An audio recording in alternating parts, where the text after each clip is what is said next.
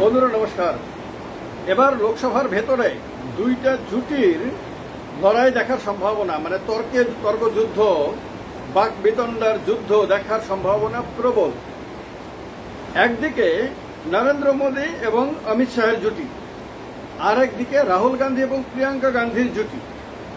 একদিকে দুইজন অভিজ্ঞ রাজনীতিবিদের, যারা গত 10 বছর ধরে দেশের রাজনীতিতে সর্বাত্মক ক্ষমতার কেন্দ্রবিন্দু ছিলেন, এখনো আছেন।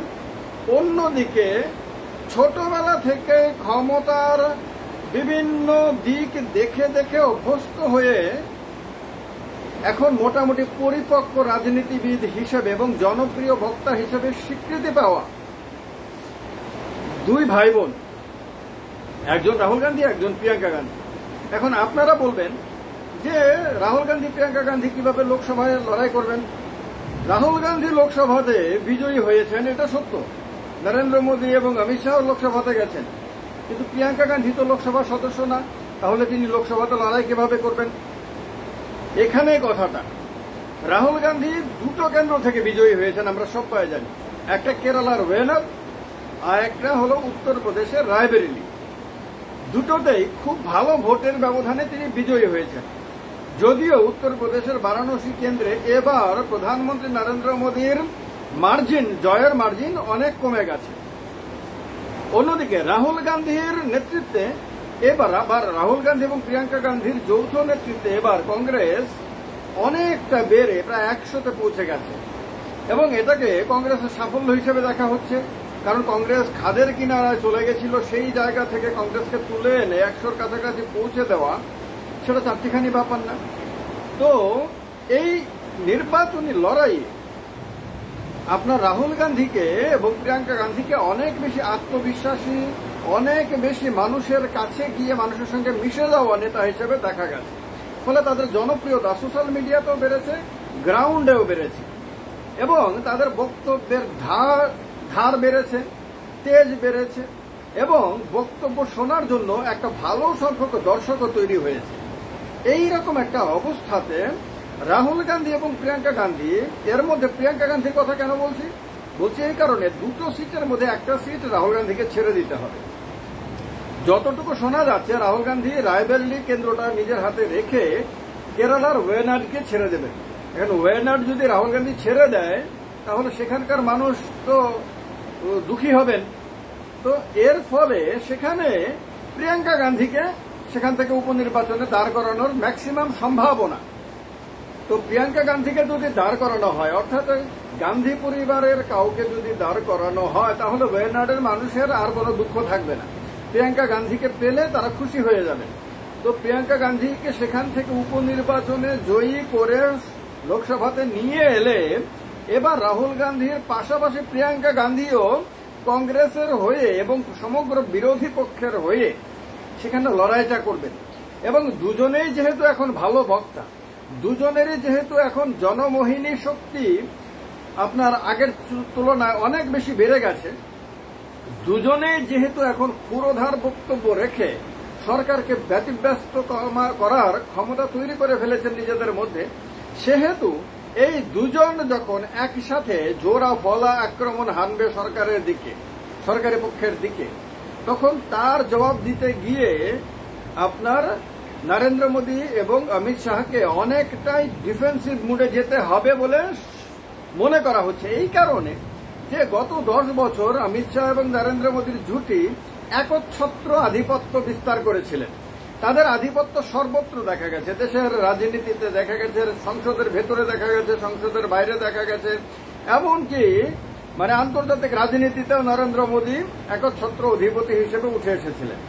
তো তখন যেহেতু তাদের কাছে 303 জন সাংসদের সমর্থন ছিল, অর্থাৎ বিজেপির কাছে একক সংখ্যাগরিষ্ঠতার চেয়ে আরো অনেক বেশি সংখ্যক সদস্য ছিল, বিজেপি এনডিএর ওপরে নির্ভরশীল ছিল না, সরকার পড়ে যাওয়ার কোনো ভয় ছিল না, সহযোগীদের হুমকি ধমকি শোনার মতন কোনো কারণ ছিল না, সেহেতু আত্মবিশ্বাস অনেক বেশি নরেন্দ্র মোদী এবং অমিত শাহের ছিল, এবং কংগ্রেস অনেক দুর্বল ছিল, বিরোধীরা অনেক দুর্বল ছিল।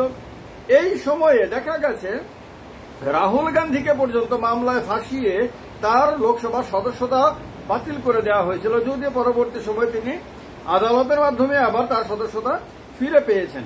কিন্তু এই সমস্ত ঘটনা ঘটেছিল, তারপরে দেখা গেছে একসাথে অনেকজন সাংসদকে আপনার সংসদ থেকে বহিষ্কার করা হয়েছিল। এই সমস্ত ঘটনা ঘটতে পেরেছে এই কারণে যে সরকারের কাছে এবং সরকারের দুই প্রধান নেতার কাছে একচ্ছত্র রাজ করার মতন সংখ্যা ছিল। এইবার যেহেতু প্রধানমন্ত্রীর কাছে উপযুক্ত সংখ্যক সদস্য তার নিজের দলের নেই, তাকে নিজের জোটের ওপর নির্ভরশীল হতে হয়েছে এবং তার সহযোগীরা যদি তাকে ঠিকভাবে সমর্থন না করে প্রত্যেকটি বিষয়ে, তাহলে সংসদের ভেতরে এবং সংসদের বাইরে তাকে প্রচন্ড টেনশনে থাকতে হবে। এটাই স্বাভাবিক, জোট রাজনীতির এটাই একটা বাধ্যবাধকতা। সেখানে তাকে অনেক বেশি নির্ভর হতে হবে তার ছোট ছোট তার সহযোগী দলগুলোর ওপরে। আর ছোট সহযোগী দলগুলোর যে ইতিহাস, তাতে এটা আমরা সবাই জানি যে তারা সরকারের নেতাকে টেনশন দেওয়ার জন্য যথেষ্ট পরিপক্ক, যথেষ্ট অভ্যস্ত এবং তাদের যথেষ্ট পরিমাণ অভিজ্ঞতা এবং ইতিহাস রয়েছে ক্ষেত্রে। তো আগামী দিনে নীতিশ কুমার হোক, চন্দ্রবাবু নাইডু হোক, জয়ন্ত চৌধুরী হোক, চিরাগ পাসওয়ান হোক বা একনাথ সিন্ধে হোক, এরা সবাই যে নরেন্দ্র মোদী এবং অমিত শাহর জুটিকে টেনশনে রাখবেন সে ব্যাপারে অ্যাডভান্সই বলে দেওয়া যায়, কারণ তাদের প্রত্যেকের অভিজ্ঞতা পর্যালোচনা করলে পরে এ ব্যাপারে আর বুঝতে কোনো অসুবিধা হয় না। তো এই রকম একটা অবস্থায় সরকার চালাতে গিয়ে সংসদের ভেতরে এবং বাইরে প্রধানমন্ত্রী এবং স্বরাষ্ট্রমন্ত্রীকে যথেষ্ট ডিফেন্সিভ মুডে থাকতে হবে, এটাই স্বাভাবিক চিত্র। এখন অন্যদিকে প্রিয়াঙ্কা গান্ধী এবং রাহুল গান্ধীর যে জুটি, সমগ্র বিরোধী দলের তারা মুখ হয়ে তারা কিন্তু ডিফেন্সিভ মুডে থাকবে না, তারা থাকবে অফেন্সিভ মুডে। তারা সারাক্ষণ সরকারকে টেনশন দেওয়ার চেষ্টা করবে, সরকারের বিভিন্ন নীতি, সরকারের বিভিন্ন সিদ্ধান্তকে জনসমক্ষে এমনভাবে তারা তুলে ধরবে যাতে সরকারের যে ছবিটা জনগণের সামনে সেটা নষ্ট হয়, দিন দিন নষ্ট হয় এবং পরবর্তী নির্বাচন সে 6 মাস পরে হোক, অথবা 2 বছর পরে হোক, অথবা 1 বছর পরে হোক, অথবা 3 বছর অথবা 5 বছর পরেই হোক, সেই নির্বাচনে আপনার সরকারকে যাতে মানুষের কাছে গিয়ে জবাবদিহি করতে করতে ব্যস্ত থাকতে হয়।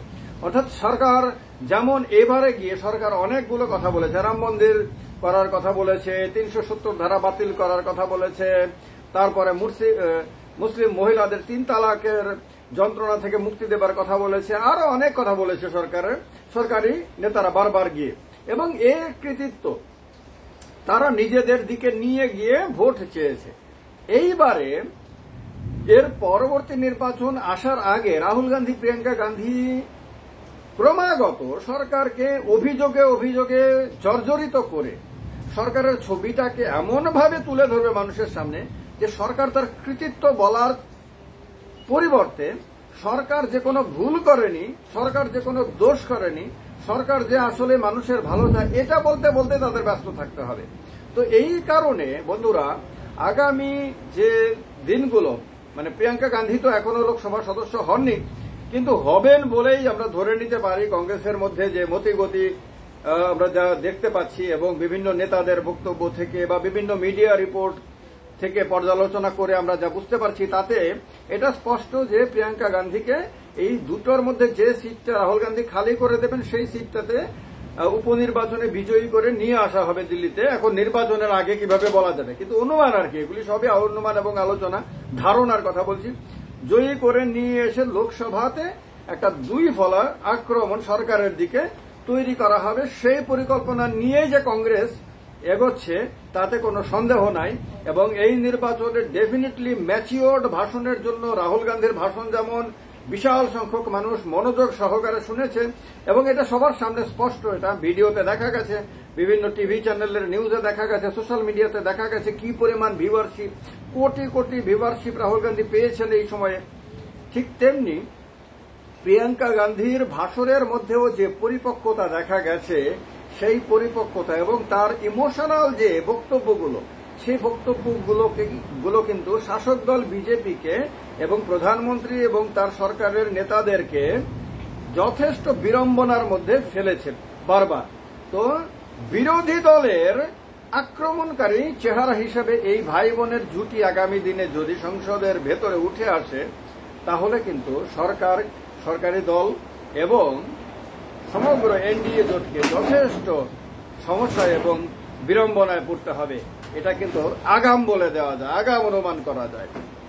আপনাদের যদি এক্ষেত্রে অন্য কোনো কিছু যদি আপনাদের মনের মধ্যে আইডিয়া এসে থাকে, সেটা কমেন্ট বক্সে কমেন্ট করে অবশ্যই জানাবেন। আর এই ধরনের ভিডিওগুলো ভালো লাগলে চ্যানেলটিকে সাবস্ক্রাইব করতে তো অবশ্যই ভুলবেন না, পেজটিকে ফলো করতে তো অবশ্যই ভুলবেন না, কিন্তু লাইক এবং শেয়ার করতেও ভুল কিন্তু কোন অবস্থাতে করবেন না। ভালো থাকবেন সবাই, অনেক অনেক নমস্কার, জয় হিন্দ।